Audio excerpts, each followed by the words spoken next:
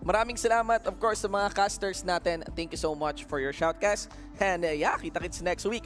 Welcome dito sa ating solo analyst segment, Shunbo with a 1 for an I, Muli. And that is game number 2 between Onic versus NXP. It's close at 2-0, mga kaibigan, and let's see what happened in that game. I was thinking that NXP actually had this one in the bag. For example, this one, no? Again, guys, hindi meta heroes, no? Hindi actually kung ano-anong basta heroes or picks lang. When we evaluate these players, we think of their, tendency to peak, preferred picks, and where they shine the most, no, whether it is within the meta or not. Well, there goes Yawi. But parallel to Chaknu, actually, Yawi shines the most kapag ang mga napipili niyang hero are those that are a bit fast-moving heroes, in the form maybe of the Kufra. And I was thinking it is much better na meron siyang ganong klaseng hero kumpara doon sa highlos niya mula doon sa early game number 1 natin, no? And this is a further advice. I mean, yeah, 5.3 on the bronze, but I think there is a need to tweak that, especially in evaluating heroes kasi this is just based on the damage and damage received, no? Pero not really on the crowd control and impact, especially for the early game kapag kinakalculate yan nung game din, no? And this is where my question lies. Ayan, yung Rafaela, because by that time, that is the last pick, no, ng Onic-Ph dito, and that is on my Venus side. And I was thinking na pwede naman pwede naman ding mag-Cyclops, something that can deal damage, because at this rate, this kind of composition is designed for dueling. You have the Balmond, you have the Khalid, and you have someone that will sustain you. Although medyo may pagka-off-sync itong dalawa, no? May pagka-off-sync itong dalawa because Ling relies on mobility, whereas Rafaela naman, mas, alam mo yun, para siyang loyal na girlfriend na dapat lagi mong inaalagaan, mga kaibigan. You always have to stick to her, no? And Ling doesn't do that. Medyo pakawala sa laula si Ling, diba? Especially mobility yung playstyle na to ni Ling. So there are very little instances if you're following the playstyle of Ling na may heal siya ni Rafaela, no? So the one that will benefit the most would be of Dilar, would be of Jay, and even maybe of Iaknu. Someone that Miss Oh My Venus can easily catch up to. Then duel with this, duel with Renegade, duel with Akai, and of course, Johed, then okay na. Ang problema, the biggest strength ng NXP dito, they have crowd control, no? So let's look into the post-game na. Actually, by the way, Deadly Blade, gusto ko lang i-mention sa kamay ni Renegade. Let's look into the post-game na. So you can actually see the impact there of Yawi. This is 92,000, but this is mostly because of the early game prowess na pinakita niya kanina. Ang ganda ng mga pin downs ni Yawi. Makikita niyo yan mamaya sa highlights. Also want to emphasize the lead that was established onto Renegade. Ang aga nung pagkuha niya ng early Deadly Blade for this Yuzong, which has, may nakuha ding lead, especially for the front line. And I cannot but feel na crowd control, no? Crowd control plus the strength of the Yuzong, plus the backup din mula dito ni H2O na willing talaga sumali din sa laban, easily with the Mountain Shocker and manually by this Yizun Shin. Ma-overwhelm yung sustain ni Oh My V dito against kila Jay, against kila Dilar even, though not to Iaknu, no? Not to Iaknu. Iaknu has been really playing nice for this part. And ang weird kasi dito, ang ginawang playstyle ng Onic, huminga sila ng malalim. We have a relatively long game, no? 14-15, pero karamihan ng mga kills nag-escalate bandang late game na. And ang ginagawa lang ni Dilar is he's just farming sa may bandang baba. Nagka-cut farm lang siya doon sa may bandang baba, whereas the rest of his teammates is working on baiting skills out of NXP as a 4-man unit, no? And mapapansin nyo na nagsashy away yung Onic muna na makipaglaban sa NXP dito kasi ngayong NXP, ang ganda talaga ng team fighting comp kahit may sustain dito. And still, it doesn't stop NXP from making pick-offs. They have the early game lead talaga. That's why you had the impression na parang NXP yung mangunguna sa laban na yun. Now, looking into the smart highlights of the game, eto na yung mga naging resulta, mga tol. What happened is we reach once again the late game. And the one that step up the most, I think, would be of Iaknu. Of course, makikita nyo pa rin naman ngayon sa screen nyo would be of the early game and of course, mid-game fights. And you can actually see the impact of Renegade here. And you can actually wonder why. Bakit parang hindi pa agad magkasama-sama ang Onic-Ph dito. But this is, I think, a totally different case. This is where a massive play come in from Iaknu as he dives in, no? And I think he was able to catch H2. Yup, there is one. And ayun, yung huli niya, no, kay H2. That is very quick for that part. And I think integral din yata yun. Pero ayun, at least na-zone out lang si H2 for that part. There is another play that was done there later on. I think it is combined with a flicker, no? And makikita nyo na Ito, 12-minute mark, it was of NXP that is doing the push here. Pero there is a massive play done there by Iaknu and again Wise na nahuli si H2 sa may bandang dulo. And doon nag-recalculate siguro dito yung NXP na, yo tol, parang medyo hindi ganun basta-basta kadali itulak pa rin yung Onic if they are converging as a whole team. Hindi rin basta nagpababa, no? At nagpahila sa game yung Onic-PH, especially now we are into the late game. Now, I think we have a massive play here. I think that was a very quick catch onto Wise here against Chester. And look at Iaknu here. He will be going in just to activate the ult, flicker onto Iaknu. Tapos, I flicker onto H2. Then, he actually has a first kill here. He'll be catching H2. Diba? Very, very impactful play there mula kay Iaknu. And that is by the late game. And that is made possible by what?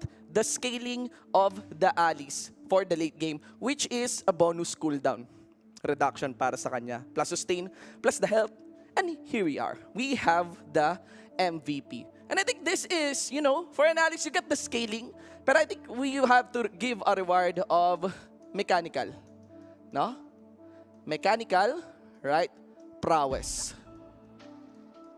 And that's why, napaka-reklamador naming mga casters kapag nakikita namin si Iaknu na may hawak na, Balmond. Kasi napaka-simpleng hero. Viable, no? Viable si Balmond naman, mga tol. But the thing here is that, para sa, playstyle at kapasidad ni Iaknu, parang sayang diba? Parang mas marami pa siyang daliri para pumindot, para gumawa ng mga skills. And I think napaka-fitting yung by the late game, mechanically demanding heroes katulad ng isang Alice kay Iaknu. And when those mechanically demanding heroes, met a mechanically gifted player, that's where awesome play can happen. So, commendable performance para kay Iaknu dito. Again, ang MVP natin, damage dealt sitting at 77,000, have damage received at 86,000. And that's the strength of the Alice, no? You get damage dealt, you get damage received. Maganda ang timpla ng kanan at kaliwa. And strong performance doon mula sa Onic. Of course, siguro yung slot security dito ng NXP may have to be delayed for a bit on the next coming week. Pero commendable performance pa rin syempre dun sa NXP. I do believe that despite it being 2-0, it is a good series. Now, katanungan, galing kasi sa slump, yung Onic-PH medyo sunod-sunod yung talo nila. And not to mention parang questionable performance sa Onic. So, maganda with this kind of victory, before we conclude the weekend, marinig natin sila. We have the interview for our players. Ladies and gentlemen, we have Dilar. Tol! Hello, Dilar. Can you hear me? Hello? Opo, rinig po. Okay. Dilar, kumusta naman kayo dyan? Okay naman? Okay naman po. Ito masaya kasi nawala na yung first game curse. 2-0 pa, no? I think napakasaya nun para sa Onic. Okay, sige. Dilar, actually, maganda to. Ikaw yung nasa interview natin. I have a question muna for you. I think, Tol, you have some nagkaroon ng mga konting misperformance pa on your side. I think nata-target ban ka, hindi sa'yo nabibigay lagi yung Uranus. And I think minsan pinaprioritize ka talaga ng mga team na i-punish on your lane. You had a commendable performance on the Ruby kanina. I want to know the background. How did you went into that Ruby? I think ngayon ko lang yata nakita yun sa'yo, if I'm not mistaken. Paano ka nakarating dun sa Ruby pick? Bali yung mga about po sa Uranus tas sa Yusung po, masyado po talagang batak yung hero na yon. Dapat kumbaga, binibigyan ko po talaga ng takot yung kalaban about para maban talaga sa akin.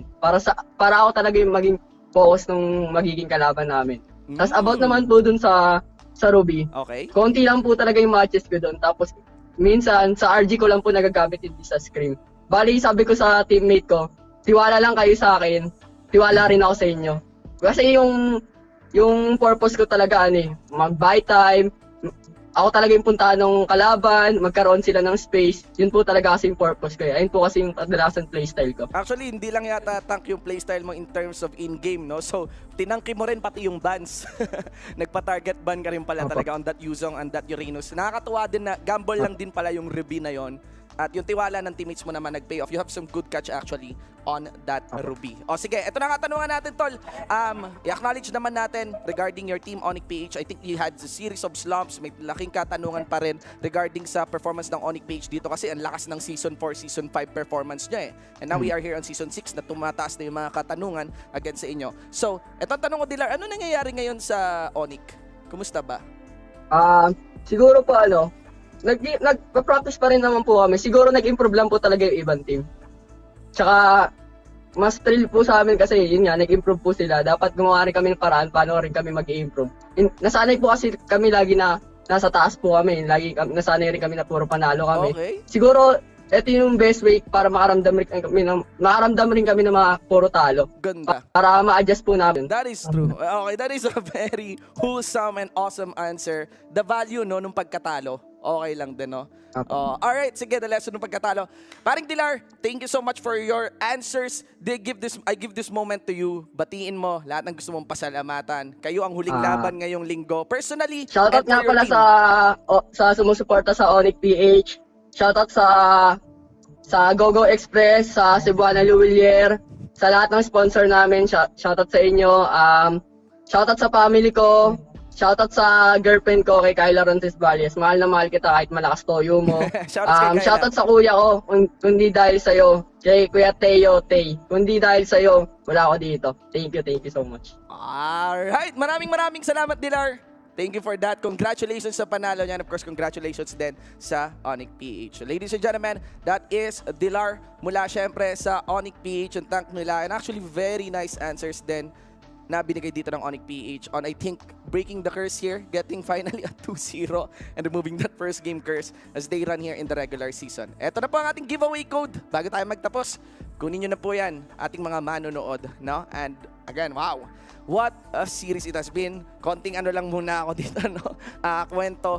Habang kinukuha niya yung giveaway code na to. What a series, what a Sunday it has been. It is totally crazy. I just want to remind you na nasa kalahatian na tayo ng ating MPL regular season.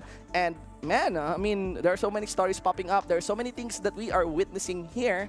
And I just ask you that you stick with us, no? And sama-sama tayong tingnan. Let's make sure that we see this through until the end, ladies and gentlemen. Yun lang. Habang magandang bigayan natin, we also have our mythical raffle draw there. Visit bit.ly/MRD-W6.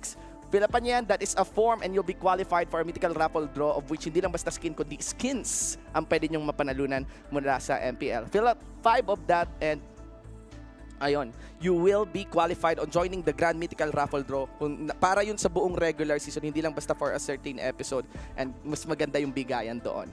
And mga kaibigan, I think that should be it for now. Thank you so much. Maraming salamat po sa lahat ng mga manonood. I think wala na rin naman tayong na nagawa na natin yung ating draw, no? Yung raffle draw natin for the weekend, and I think that should be the conclusion. Pasalamatan natin ang ating mga sponsors. Thank you so much. Syempre, sa ating official telco partner, ang Smart. Squad up, rank up, and keep up with your favorite teams as Smart powers up your game with free games for all. Get up to 14GB for Mobile Legends and Facebook Gaming for 7 days. Simply download the new GigaLife app and choose free games. Of course, the biggest shoutouts to our official sponsor, ang Realme smartphones. For all your smartphone gaming needs, Realme has got you covered with the Realme 6 series with an ultra smooth display, fast charging, and powerful processors. Biggest shoutouts as well to Gillette. Thank you so much. Of course, get free diamonds with purchase of Gillette's Mach 3 Razor, Vector 3 Razor, or Blue 3 Simple Force Pack in select Pure Gold doors nationwide. Maraming salamat din sa ating partner in esports. We have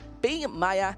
Get 5% balik bayad when you purchase your gaming pins via PayMaya. The better way to pay. Promo runs until September 15. Also, our partner in esports, ang TikTok Live.